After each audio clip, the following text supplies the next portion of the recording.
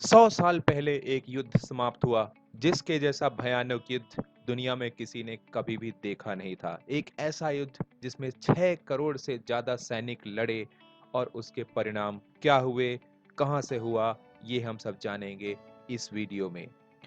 प्रथम विश्व युद्ध की शुरुआत को समझने के लिए आपको 1871 में जाना पड़ेगा, जब फ्रैंको जर्मन वार का खात्मा हुआ था। ये लड़ाई फ्रांस एम्पायर और कन्फेडरेशन ऑफ जर्मनी के बीच हुई थी। 6 महीने के भयानक युद्ध के बाद कन्फेडरेशन ऑफ जर्मन की विजय हुई और उन्होंने एक जर्मन गणराज्य की स्थापना करी। अल्जास और मुसैज इसी जर्मन गणराज्य का विस्तार थे, जो कि फ्रेंच एम्पायर को बहुत परेशान कर रहे थे। इसके आने वाले कुछ सालों में जर्मनी ने अपना जबरदस्त इंडस्ट्रियल डेवलपमेंट किया और उसने अपने अलायंसेस बनाने चालू करे। उसने ऑस्ट्रिया हंगरी एम्पायर से समझौता किया और इटली को भी उस समझौते में शामिल करके एक ट्रिपल अलायंस यानी ट्रिपलेट की स्थापना करी, जो आगे चल के ट्रिपल अलायंस के नाम से ही जाना जाता है। इधर जर्मन्स ने अपनी बढ़ी हुई ताकत का उपयोग करके अफ्रीका में कॉलोनीज बसाना चालू करी।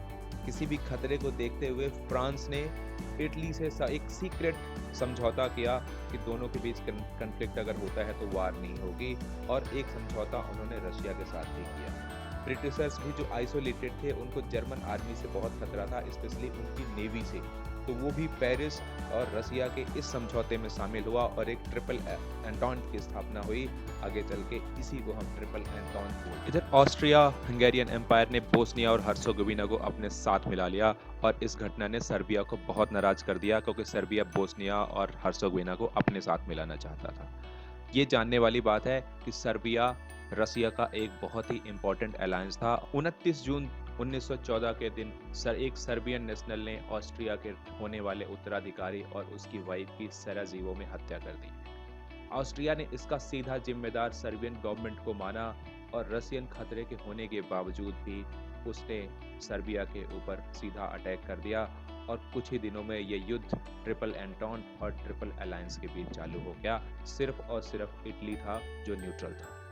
जर्मन आर्मी ने फ्रेंच आर्मी को हराने के लिए, जो कि ईस्ट में कंसंट्रेटेड थी, नॉर्थ से अटैक करने का प्लान बनाया और इस अटैक के लिए उन्होंने बेल्जियम और लग्जमबर्ग को इन्वेड किया, जो कि एक ट्रीटी के खिलाफ था। इस अटैक को रोकने के लिए ब्रिटिश, बेल्जियन और फ्रेंच आर्मी तीनों ने नॉर्थ की तरफ उनको हराने के लिए कोशिश करी, लेकिन उनका अटैक इतना जबरदस्त था कि पेरिस की गवर्नमेंट को फोरेडेक्स में लाना पड़ा था। लेकिन यहाँ पे फ्रेंच आर्मी ने तगड़ी लड़ाई लड़ी और जर्मन्स को मजबूर कर दिया कि नॉर्थ में पीछे की तरफ धकेला जाए। इस फेलियर के बाद जर्मन्स का ध्यान नॉर्थ की तरफ कुछ स्ट्रेटेजिकली इंपॉर्टेंट पोर्ट्स पर गया, जैसे कि डनकेर्क, केले और बोनियर। उन्होंने इन पोर्ट्स को हथियाने के लिए बेल्जियम के ऊपर अटैक किया और बेल्जियम की कमजोर आर्मी इनका सामना नहीं कर पाई और उनसे बचने के लिए इन्होंने नॉर्थ सी से फ्लड गेट खोल दिए, जिससे जर्मन आर्मी वहीं पे अटक गई और इनको फर्दर रोकने के लिए एक 700 किलोमीटर की टेम्परेरी बाड़ बनाई गई, जो नॉर्थ सी से स्विट्जरलैंड तक फैली हुई है।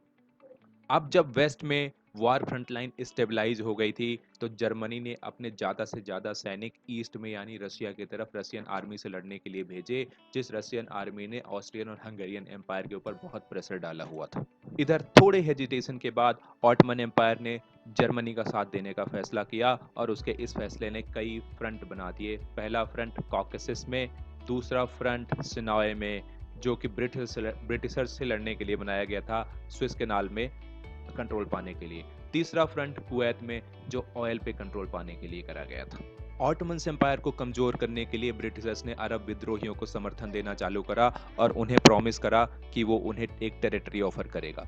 और फाइनली इटली भी युद्ध में कूद पड़ा और उसने ऑस्ट्रिया और हंगरी के खिलाफ युद्ध का ऐलान कर दिया, इस आशा में कि युद्ध के बाद उन्हें बहुत सारी टेरिटरी मिलेगी।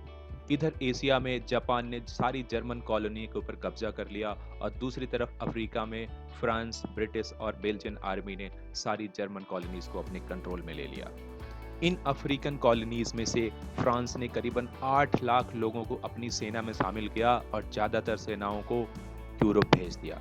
उधर ब्रिटिशर्स ने भी अपने कंट्रोल वाले हिस्से से 27 लाख सैनिकों को शामिल किया इस युद्ध में।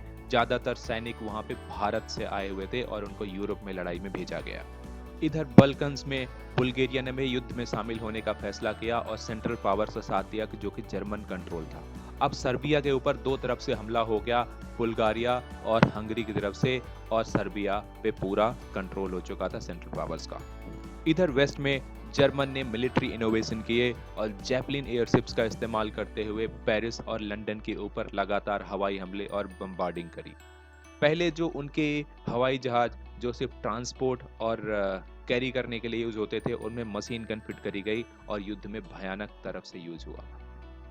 यहाँ तक कि जर्मन्स ने सबमरीन का इस्तेमाल किया और बड़े बड़े जहाज जो ब्रिटिशर्स के थे, उन्होंने पानी में उनको डुबोना चालू करा और युद्ध उस स्तर तक पहुंच गया कि अब एक दूसरे के ऊपर लोग टॉक्सिक गैस का भी इस्तेमाल करने लगे थे इस युद्ध में। बहुत कोशिशों के बावजूद वेस्ट की जो फ्रंट लाइन वार थी वो उसी जगह पे बहुत दिनों तक चलती रही, लेकिन इसकी बहुत भारी कीमत चुकानी पड़ी वहां पे लड़ रही सेनाओं को। वो कीचड़, मिट्टी, बदबू और सड़ती हुई लाशों के बीच युद्ध करते रहे और अपने अपने देशों की रक्षा करते रहे। इधर जर्मन्स ने अब इकोनॉमिक युद्ध लड़ने का फैसला किया और उसने अपनी सारी सबमरीन, सारी जो समुद्री ताकत थी, वो यूनाइटेड किंगडम की तरफ भेज दी और उनको बोला कि चाहे वो कमर्शियल शिप हो या कैसा भी शिप हो, आप उसको पानी में डुबो दो। इधर ईस्ट में रसिया को इस युद्ध की भारी कीमत चुकानी पड़ रही थी और रसिया करीबन अपने 17 लाख आर्मी मेंबर्स को इस लड़ाई में खो चुका था। मनोबल चाहे सेना का हो या पब्लिक का हो, बहुत नीचे था और इसी बीच में रसिया में एक छोटा सा राजनीतिक विद्रोह होता है।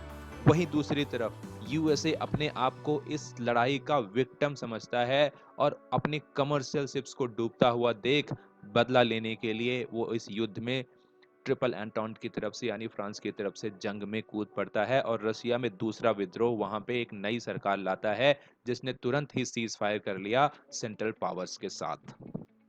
इधर ईस्ट में मामला शांत होने के बाद जर्मन्स ने अपनी सारी पावर वेस्ट में झोंक दी और पेरिस की तरफ उन्होंने बमबारी करते हुए बहुत ही तगड़ा हमला चालू करा। इस जल्दबाजी में वो फ्रांस में बहुत ही जल्दी साउथ तक पहुंच गए और यहाँ पे फ्रांसीसियों ने उनके ऊपर फिर से जबरदस्त आक्रमण करके उन्हें डिसइंटीग्रेट कर दिया और उन्हें मजबूर कर दिया नॉर्थ में पीछे धकेल दिया। और यही टाइम था कि सेंट्रल पावर्स चारों तरफ से घिरने और कमजोर होने लगे और जर्मन में एक विद्रोह होता है जो युद्ध के खिलाफ और इसको खत्म करने की आवाज उठाता है और यहीं पर युद्ध का समाप्ति हो जाती है। इस युद्ध ने विश्व के 1 करोड़ 80 लाख लोगों को मार दिया।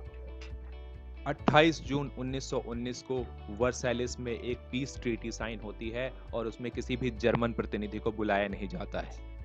जर्मन और उसकी एलाइज कंट्री को इस युद्ध का दोषी पाया जाता है और हैवी कंपनसेशन डिमांड किया जाता है।